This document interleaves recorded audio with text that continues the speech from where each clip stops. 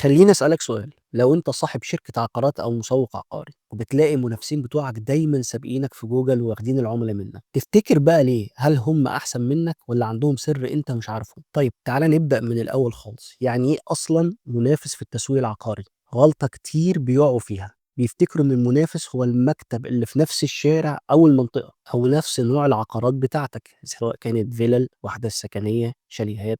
الحقيقة بقى طالما أنت شغال على محركات البحث يبقى المنافس الحقيقي بتاعك هو اللي بيظهر قدام العميل المحتمل الأول. يعني إيه بقى الكلام ده؟ تخيل معايا واحد قاعد في المعادي وعايز يشتري شقة في التجمع الخامس، هيعمل إيه؟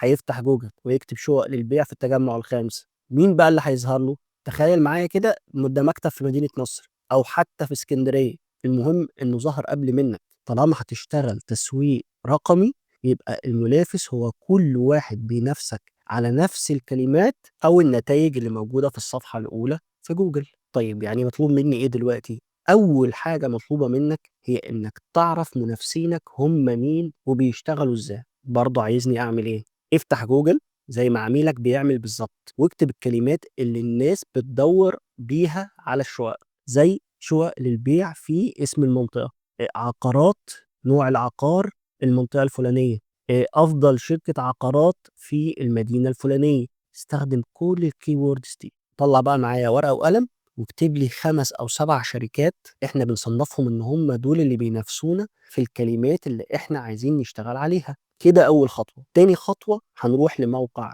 مدفوع زي SEMrush أو مجاني زي Ubersuggest. ده موقع مجاني ومش هياخد فلوس خالص. مجرد إن أنت أمّا تخش على الموقع ده هتحط بقى ال4 أو ال5 أو ال7 منافسين اللي أنت كتبتهم في الورقة بتاعتك في أول خطوة. طيب هيحصل إيه لمّا أحط المواقع دي؟ هيقول لك بقى بييجي لهم كام زيارة شهريًا، إيه الكلمات اللي بيتصدروا بيها محركات البحث، إيه المحتوى اللي الناس بتحبه وبناءً عليه بيتفاعلوا ويشتروا من عندهم. ركّز على أقوى 5 منافسين في الأول وما تشتتش نفسك. في ناس بتركّز على 10 على 15، لأ، هم 5 منافسين. ركّز عليهم في الأول هيفرق معاك كتير. الخطوة التالتة بقى والأخيرة، أنت دلوقتي بقى عندك معلومات. شوف بقى الكلمات اللي هم بيستخدموها وأنت لأ، شوف نوع المحتوى اللي بينجح معاهم ومش عندك. لاحظ طريقة كتابتهم وعرضهم للعقارات والأسعار، النماذج، الصور، طريقة عرض المشروع.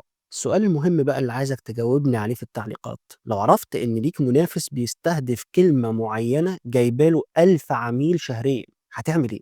هتستهدف نفس الكلمة وتنافسوا بيها والّا هتدوّر على كلمات تانية ما حدش مركّز عليها، والّا هتعمل الاتنين مع بعض؟ أكيد هاسيب لك الإجابة في الوصف، بس حاول تفكّر وتشوف الإجابة الأنسب هتبقى إيه.